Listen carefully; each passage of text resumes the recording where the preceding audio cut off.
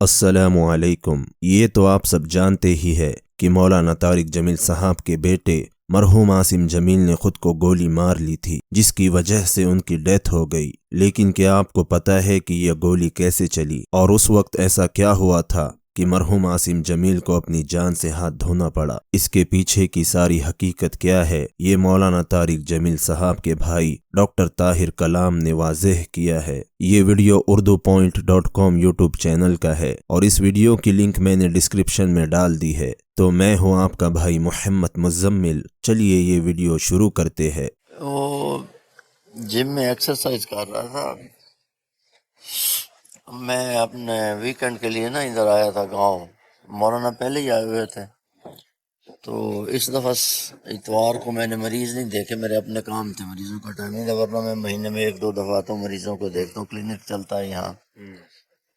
تو ہفتے کو آئے ہیں ہم، مولانا ایک ہفتہ پہلے آئے ہوئے تھے، تو ساری فیملی کا گیٹ ٹوگیدر بھی تھا، اور وہ بائی چانس میری نا کل 28 اکتوبر کو برتھ ڈے تھی، میں نے تو زندگی بھر نہیں منائی، تو طارق بھائی نے کہا نہیں بھائی ہم نے تو اس دفعہ منانی ہے، سارے فیملی والے اکٹھے ہو کے کھانا وانا یہ وہ 10-10:30 11 بجے تک۔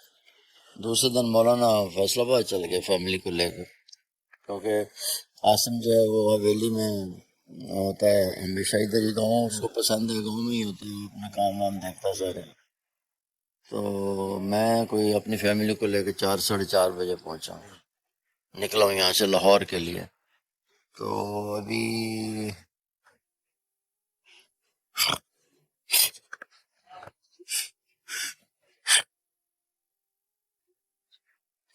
راوی ٹول پلازا پہ خبر آئی، اس کو گولی لگی، نہیں پتا تھا کیسے۔ میرا بیٹا روز دونوں جم میں کر رہے تھے ورزش، تو وہ چیک کر رہا تھا پسٹل، اس نے کہا نہ چھڑا کر یار، کیوں ایسے کرتا رہتا ہے، ٹک ٹک ٹک خالی ہے۔ اسم کہتا خالی یار، میں دیکھ رہا ہوں چیک کر رہا ہوں کہ خالی ہے یہ، اس میں کچھ ہے۔ وہ بدبخت اس میں ایک بلٹ پھرتی تھی، وہ چیک کرتا کرتا اس ڈائریکشن میں کر رہا تھا نا کہ وہ جب فورس لگی ہے تو سیدھا ادھر آ کے فائر ہو گیا، شاید ادھر ہی اس کے موقع پہ ڈیتھ ہو۔ حالانکہ ہنسی خوشی آرام سے دونوں بھائی ایکسرسائز کر رہے ہیں۔ وہ ماموں کا بیٹا بھی، شام کو ساروں کی اکٹھی میٹنگ ہوتی ہے ہماری حویلی میں، جہاں زیب رازی ہو گیا، یہ میرا بیٹا ہو گیا، میری بھی ساتھ عارفین ہو گیا، پھر وہ میری بہن کا بیٹا ہے ادھر سے جوسا گاؤں ہے، اس سے آ جاتا ہے، تو خوب ان کی محفل جمتی ہے۔ ہمارے رحم و گمان میں نہیں تھا، اب اس کو کوئی رنگ دے دے تو کیا کیا جا سکتا۔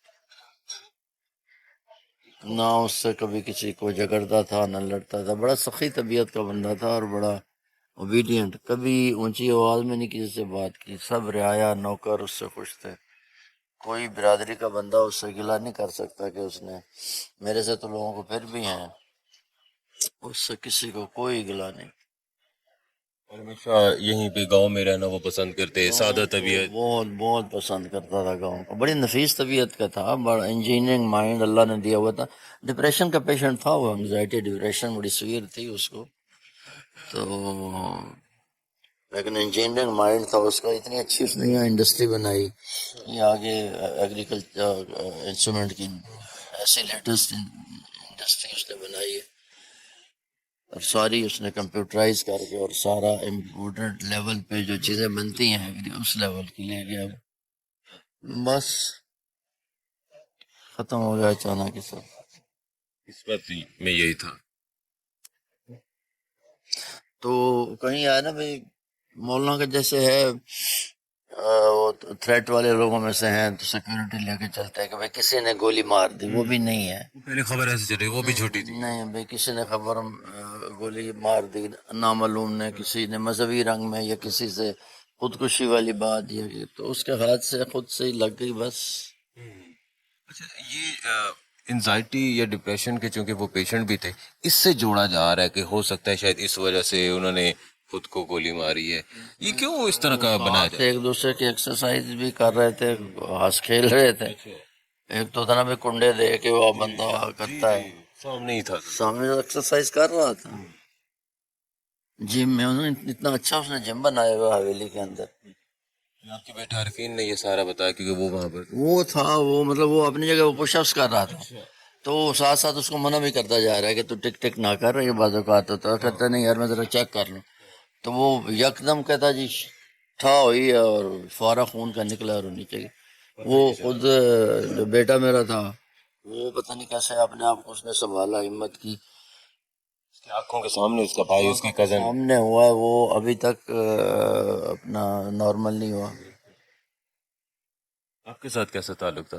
بیٹوں کی طرح ہی ہوگا؟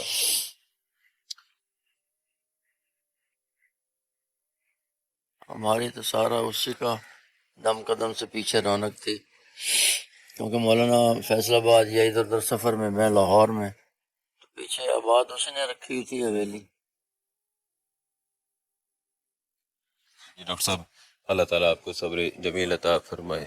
جی آپ کچھ کہنا چاہتے ہیں؟ جی میں نے مجھے سعادت مل گئی ہے مولانا کی محبت کی وجہ سے کہ میں نے اسے غسل، یہ اس کی ساری جو ٹیم تھی اس میں رنجا صاحب ہیں میڈیکل سپرنٹینڈنٹ ہوتے تھے نیو ہاسپٹل کے، پھر ہمارے ڈائریکٹر جنرل ہیلتھ بھی رہے ہیں، ریٹائر ہیں، تو مولانا سے بڑا پرانا 90s سے تعلق چل رہا ہے ان کا۔